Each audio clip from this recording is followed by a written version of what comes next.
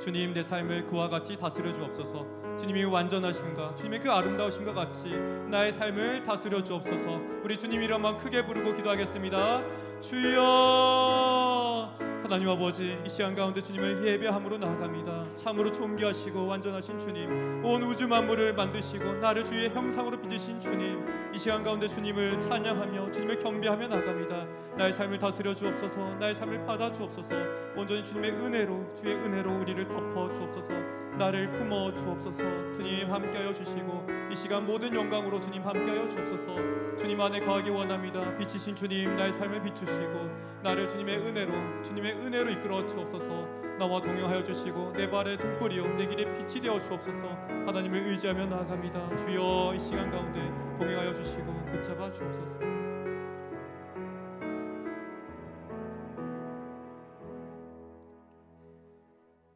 사랑이 많으신 하나님 아버지, 오늘도 저희를 예배의 자리에 불러주시고 함께 예배할 수 있게 해주셔서 감사드립니다. 지금 이 시간 저희의 바쁜 생각들 그리고 근심 걱정들 잠시 내려놓고 온전히 하나님께 집중할 수 있는 예배의 시간이 되게 하여 주시옵소서. 이 예배 가운데 하나님이 함께 하시며 저희 각 사람에게 말씀해 주시길 소망합니다. 말씀을 통해 하나님의 뜻을 더 잘 알고 그 뜻대로 살아가는 저희 모두가 되게 하여 주시옵소서. 저희를 끝까지 사랑하시는 거룩하신 예수님의 이름으로 기도합니다. 아멘.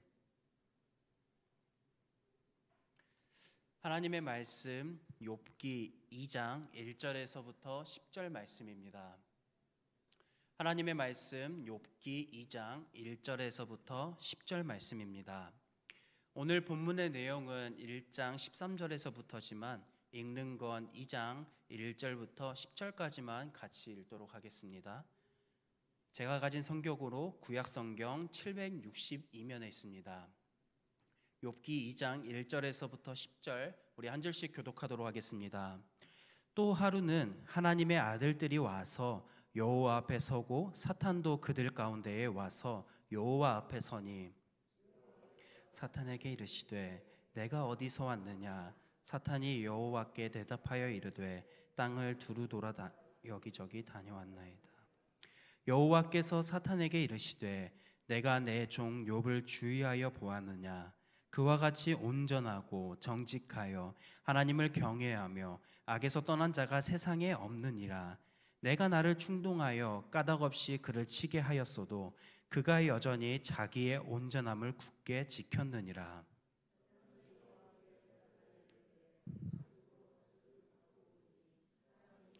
모든 소유물로 자기의 생명을 바꿀지라. 이제 주의 손을 펴서 그의 뼈와 살을 치소서. 그리하시면 틀림없이 주를 향하여 욕하지 않겠나이까. 내가 그를 내 손에 맡기노라. 다만 그의 생명은 해치지 말지니라. 사탄이 이에 여호와 앞에서 물러가서 욥을 쳐서 그의 발바닥에서 정수리까지 종기가 나게 한지라. 질그릇 조각을 가져다가 몸을 긁고 있더니 그의 아내가 그에게 이르되 당신이 그래도 자기의 온전함을 굳게 지키느냐. 하나님을 욕하고 죽으라. 그가 이르되 그대의 말이 한 어린 여자의 말 같도다. 우리가 하나님께 복을 받았은즉 화도 받지 아니하겠느냐 하고 이 모든 일에 욥이 입술로 범죄하지 아니하니라. 아멘. 성도님들은 언제 가장 기쁘고 감사함을 느끼시나요? 자녀가 원하는 대학에 합격했을 때, 아니면 직장에 합격했을 때 가장 기쁘신가요? 또한 손주나 또 자녀가 학교에서 상을 받아와서 자랑스레 내밀 때 그때가 가장 기쁘고 또 감사하신가요? 아니면은 오랫동안 기도하던 병이 하나님의 은혜로 호전되어서 다시 건강을 회복했을 때, 혹은 그저 가정 안에 하나님께서 주시는 평안이 가득할 때, 그럴 때 성도님들은 가장 기쁘시고 감사함을 느끼시나요? 우리는 이러한 상황이 우리가 겪었을 때에 하나님 감사합니다라는 고백이 절로 나올 때가 있는 것 같습니다. 이처럼 우리의 삶에는 하나님께서 주시는 기쁨과 은혜의 순간들이 있습니다. 이 기쁨과 감사하는 순간이 우리의 매일의 삶에서 반복되었고 계속되었으면 좋겠지만 그렇지 못할 때도 있습니다. 갑자기 건강이 안 좋아질 때도 있고 가정 안에 갈등이 생기기도 하며 삶의 여러 자리에서 갑자기 갑작스러운 문제들을 겪을 때가 있습니다.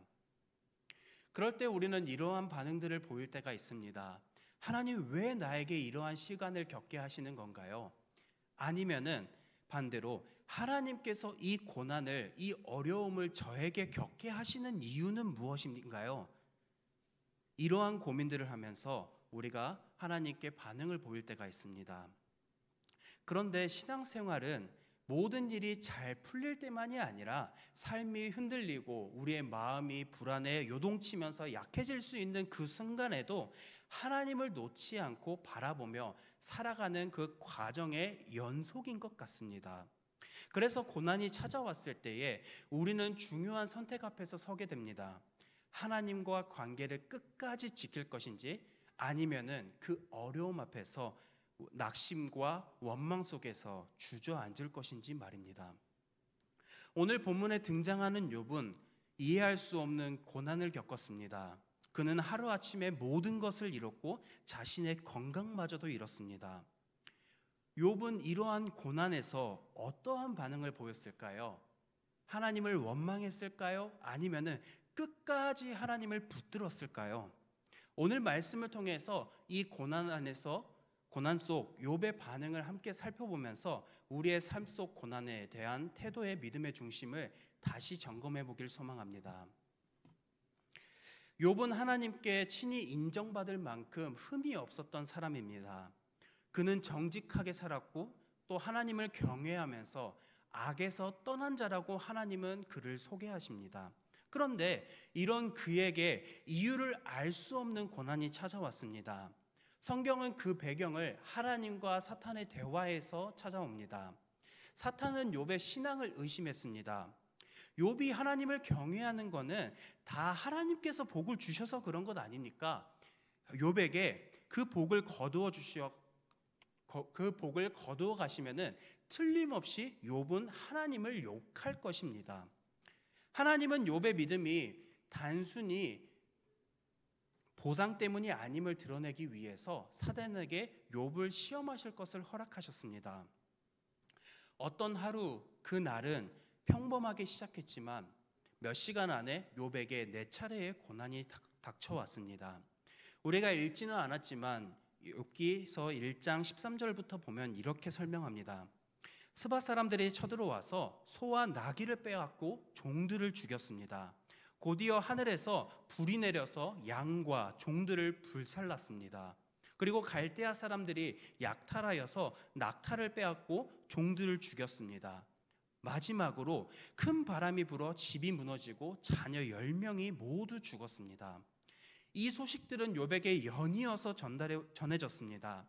한 사람의 말이 끝나기도 전에 다른 사람이 욥에게 찾아와서 그가 어떤 상황에 있는지 이것을 계속 설명했습니다. 맨정신으로 견디기 힘든 일들이 한꺼번에 욥에게 밀려온 것입니다. 재산의 손실도 크지만 부모로서 자녀 10명을 동시에 잃는다는 것은 상상할 수조차 없는 고난일 것입니다. 세상에서 이런 말이 있습니다. 가장 큰 불효가 자녀가 부모보다 먼저 세상을 떠난다라는 말이 있을 정도로 자녀가 먼저 부모보다 세상을 떠났을 때 부모가 겪는 그 상실은 이루 말할 수 없을 정도일 것입니다. 그 말처럼 자녀 10명을 동시에 잃는 욥의 상황은 어떠했겠습니까? 욥의 상황은 우리가 정말 이해할 수도 없는 견디기 힘든 순간을 보내고 있었을 것입니다. 이러한 상황에서 욥은 옷을 찢고 땅에 엎드렸습니다. 당시 고대 근동에서 옷을 찢는다는 행위는 극도의 슬픔과 애통함을 표현해내는 방식이었습니다. 욥은 그의 슬픔을 숨기지 않았습니다. 그러나 그 슬픔 속에서 하나님을 향한 믿음을 끝까지 붙들었습니다. 욥은 이렇게 고백합니다. 욥기서 1장 21절의 일부분입니다. 제가 읽어드릴게요. 주신 이도 여호와시요 거두신 이도 여호와시오니 여호와의 이름이 찬송을 받을지니이다. 이 고백은 욥이 슬픔 가운데 있는 단순한 체념이 아니었습니다. 욥은 자신이 누린 것, 그동안에 재산이 너무나도 많았고 자녀의 복이 있었던 것, 모두 하나님의 은혜였음을 그는 알았습니다. 그래서 슬픔 속에서도 하나님을 원망하지 않고 오히려 그 가운데에 그분의 이름을 찬송할 수 있었습니다. 욥의 신앙은 하나님과의 관계에 뿌리내린 신앙이었습니다. 그는 하나님을 복의 수단으로 삼지 않았습니다. 세상에 줄 수 있는 것들은 잃어도 하나님 자체가 그의 삶의 중심이었기 때문에 그의 신앙은 무너지지 않았습니다. 욥은 삶의 주권이 하나님께 있음을 인정했습니다. 그리고 욥은 모든 것이 하나님의 손에서 나왔다고 믿었습니다. 이 믿음이 그의 슬픔 속에서 그를 지탱했습니다. 우리는 흔히 이유 없는 고난을 겪었을 때에 억울하고 또 하나님을 원망하는 감정이 들 때가 많습니다. 왜 하필 나인가? 왜 하나님께서 나에게 이러한 시간을 겪게 하시는가? 라고 질문할 때도 있을 것입니다. 이러한 상황에서 오늘 욥이 하나님께 반응을 보인 것처럼 우리는 이 상황에서 하나님과 우리와의 관계를 지키려면 어떻게 해야 할까를 묻는 것이 필요합니다. 욥의 첫 번째 반응은 우리에게 그 길을 보여줍니다. 욥은 왜라는 질문에 얽매이지 않았습니다. 다시 말해서 하나님은 왜 나에게 이러한 시간을 겪게 하셨을까에 대한 그러한 질문에 얽매이지 않았습니다. 대신에 그 상황 속에서도 하나님의 관계를 포기하지 않는 데에 욥은 집중했습니다. 그 방법이 눈물과 슬픔을 숨기지 않되 하나님을 붙들며 하나님을 찬양하며 모든 것이 하나님의 주권에 있음을 인정하면서 나아갔습니다. 우리도 고난의 이유를 다 알 수는 없겠지만 그 속에서 하나님과의 관계를 붙들고 관계를 지켜나가는 저희 모두가 되길 소망합니다. 첫 번째 시험 후에도 욥의 믿음은 흔들리지 않았습니다. 그러자 사탄은 다시 욥을 도전합니다. 사람이 가진 것을 잃어도 자기 몸만 괜찮으면 버팁니다. 몸에 병이 오면 욥은 또 하나님을 욕할 것입니다라고 도전합니다. 하나님은 그에게 또 두 번째 시험을 허락하셨습니다. 이번에는 재산이나 가족이 아니라 욥의 몸을 치는 고난이었습니다. 욥은 발바닥에서부터 정수리까지 종기가 났습니다. 이는 단순한 피부병이 아니라 몸 전체가 곪고 진물이 흐르는 정말 가렵고 그것을 견디지 못하는 고통의 상태였습니다. 그는 기와 조각으로 몸을 긁으며 제 가운데에 앉아 있었습니다. 이때 욥의 아내가 등장해서 욥에게 이렇게 말합니다. 2장 9절 말씀입니다. 그의 아내가 그에게 이르되 당신이 그래도 자기의 온전함을 굳게 지키느냐? 하나님을 욕하고 죽으라. 이 말은 단순히 불신에서 나오는 것이 아니라 깊은 절망에서 비롯된 외침이었습니다. 왜냐하면 욥만 이러한 고난을 견딘 것이 아니라 그 옆에 있었던 욥의 아내도 똑같은 깊은 절망의 상황을 겪었기 때문입니다. 그녀 역시 자녀를 잃고 하루아침에 삶이 무너졌습니다. 심지어 남편의 몸이 병들어서 잿더미에 앉아 있으면서 그것을 긁는 모습을 보며 더 이상 소망이 없다라고 생각했을 것입니다. 그러나 그녀의 말에도 불구하고 욥은 다른 반응을 보입니다. 10절 말씀 일부입니다. 우리가 하나님께 복을 받았은즉 화도 받지 않겠느냐 아니하겠느냐. 욥이 복이든 화든 모두 하나님의 손에서 나온다고 고백하면서 고난이 이해되지 않아도 하나님의 주권을 인정했습니다. 이것은 상황이 좋아서 하나님을 믿는 것이 아니라 조건과 상관없이 하나님을 신뢰하는 태도였습니다. 사탄은 시험을 통해서 욥을 무너뜨리려고 했습니다. 하지만 욥의 반응은 그 어떠한 고난 속에서도 흔들리지 않았습니다. 고난 속에 그의 반응이 다르지 않았었던 이유는 단순한 인내가 아니라 그 고난 속에서 단순히 이것을 인내하고 오래 참고 견디어내는 것에 중점을 두고 있었던 것이 아니라 그 고난을 바라보는 관점 자체가 하나님 중심적이었기 때문입니다. 우리의 삶에도 이러한 이해할 수 없는 고난들이 찾아올 때가 있을 것입니다.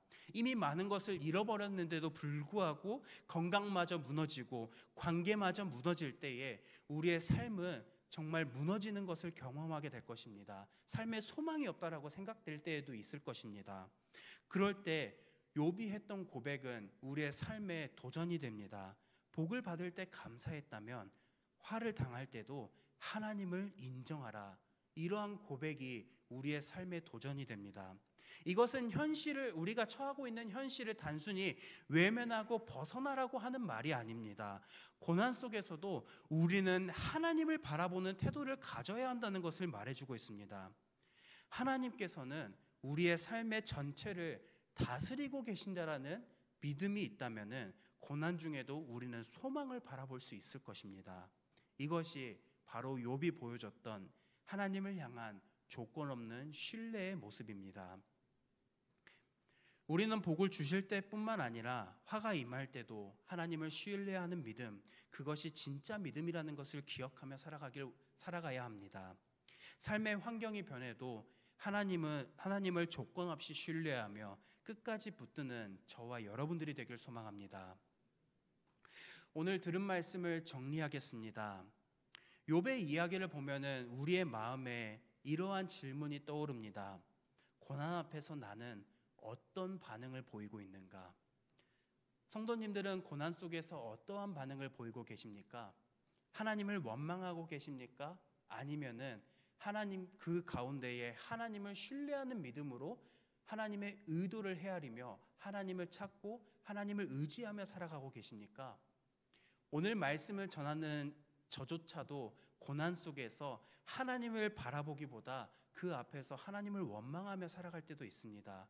이처럼 연약한 우리는 하나님을 날마다 기억하며 살아가면 너무나도 좋겠지만 그 순간에 눈앞에 보이는 상황이 하나님께서 우리에게 베풀어 주셨던 그 상황보다 커서 우리는 원망하고 하나님을 기억하지 못할 때가 있습니다. 욥은 오늘 말씀에 등장하는 욥은 한순간에 재산과 자녀, 건강까지 잃는 큰 아픔을 겪었지만 하나님을 원망하거나 하나님을 떠나지 않았습니다. 그는 오히려 이렇게 고백합니다. 주신 것도 여호와시요 거두시는 것도 모두 주님의 뜻이라 고백했습니다. 그러면서 그의 믿음을 지켰습니다. 우리의 삶에도 설명되지 않는 고난이 찾아올 수 있습니다. 그럴 때 우리는 왜 우리에게 이러한 고난이 찾아왔는가? 이러한 질문보다는 이 상황 속에서도 나는 하나님을 신뢰하고 있는가? 하나님을 의지하고 있는가를 생각하면서 우리의 삶의 태도를 점검했으면 좋겠습니다. 신앙은 평안할 때보다 흔들릴 때 우리의 신앙의 현 주소가 더 뚜렷하게 드러나는 것 같습니다. 오늘 말씀을 통해서 고난 속에서도 하나님을 붙들고 형편과 그리고 감정에 휘둘리지 않고 주님만을 신뢰하겠다고 결단하는 우리가 되기를 소망합니다. 그리고 그 믿음이 우리의 삶을 붙들고 하나님의 일하시는 통로로서 사용받는 저희 모두가 되길 소망합니다. 오늘 들은 말씀을 기억하면서 우리 두 가지 기도 제목을 붙들고 함께 기도하며 나아가겠습니다.